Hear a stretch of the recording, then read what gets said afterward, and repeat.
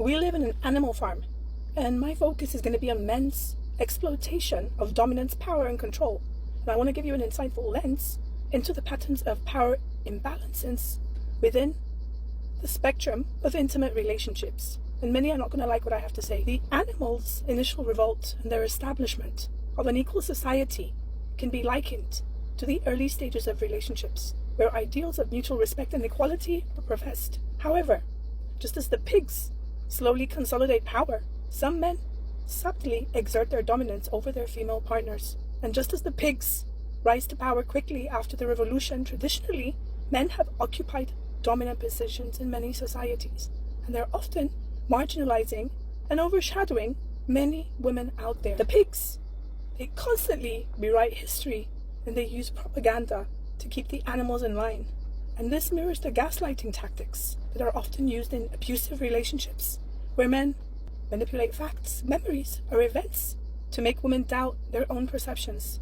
And the pig's manipulation of other animals, it mirrors how patriarchal systems often use culture, religion, and even fake scientific justifications to maintain and rationalize the disparities. The pigs take control of the farm's resources, determining the nation for all animals. In many exploitative relationships, men might control financial or other resources, and they use that as leverage to maintain power over many women. The pigs isolate them and make them to be the traitor, and later ensures the animals have limited contact with the outside world. And this reflects how some men isolate their partners from family or friends, creating dependency and limiting their exposure to potentially supportive outsiders. The ever-changing commandments in this story parallel the shifting expectations some men set for their female partners. These shifting goalposts keep women constantly trying to adapt or conform, and that prevents them from gaining a stable footing within a relationship. The pigs use dogs as enforcers to intimidate or eliminate dissent. In relationships, it's characterized by exploitation, so men might use threats, emotional manipulation, or even physical violence to silence women or keep them in a submissive position. As the pig's reign becomes the new normal on the farm, some animals accept it, believing they must work harder or that their leaders always know the best.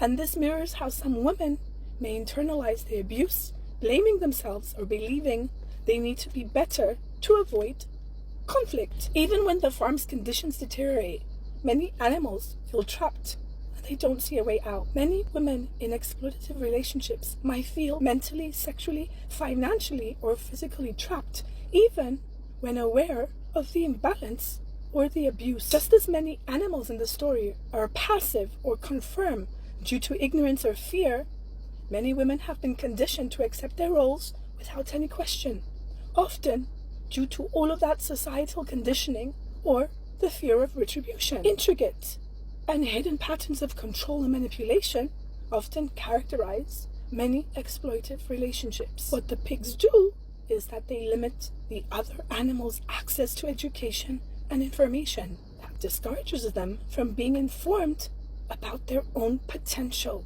in this world. Many men ensure that women remain financially dependent, curbing their ability to make their independent life choices. We have the media and the pop culture romanticizing toxic masculinity or problematic relationship dynamics, and that makes them even seem normal or even desirable. This tragedy lies not just in the explicit acts of control, but also in the subtle, insidious ways in which women are conditioned to accept and sometimes even participate in their own subjugation. The real challenge is to recognize these patterns for what they are and working to dismantle them. In relationships, women often are expected to perform a disproportionate amount of emotional labor, anticipating the needs of others, managing the household harmony, and often suppressing their own needs or emotions for the sake of others. Women are labeled as hysterical or emotional, and that has been used historically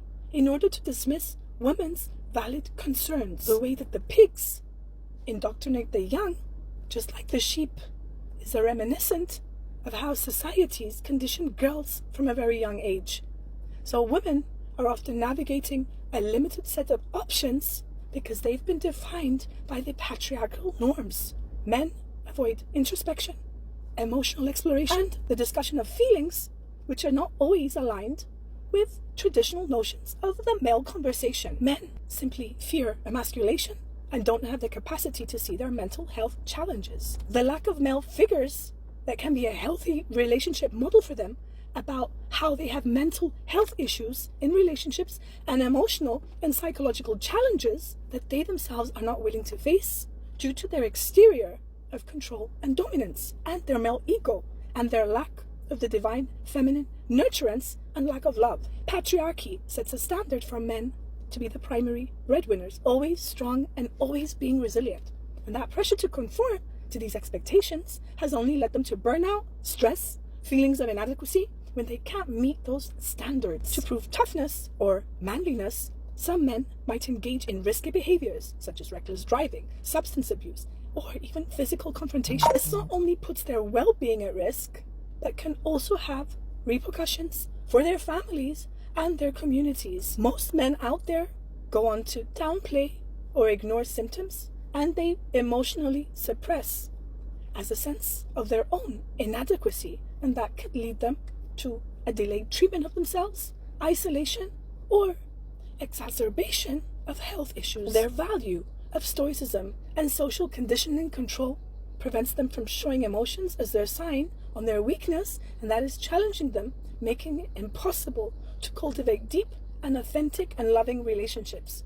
The pig's enforcement of a strict hierarchy and power structure reflects this, where any sign of weakness could mean their loss of status. And for men, it's challenging to cultivate these authentic relationships with partners and friends and even their own bloody children. They struggle with communication, intimacy, and empathy, and that leads them to strained familial and romantic relationships and pursuits of qualities labeled as feminine.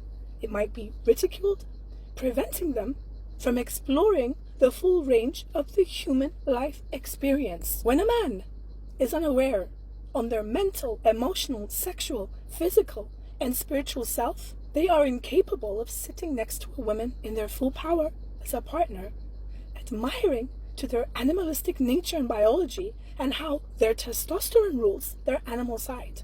And that patriarchal notion that women are naturally better caregivers can lead men having limited involvement in their children's lives, and they're missing out on the rewards and challenges of active parenthood.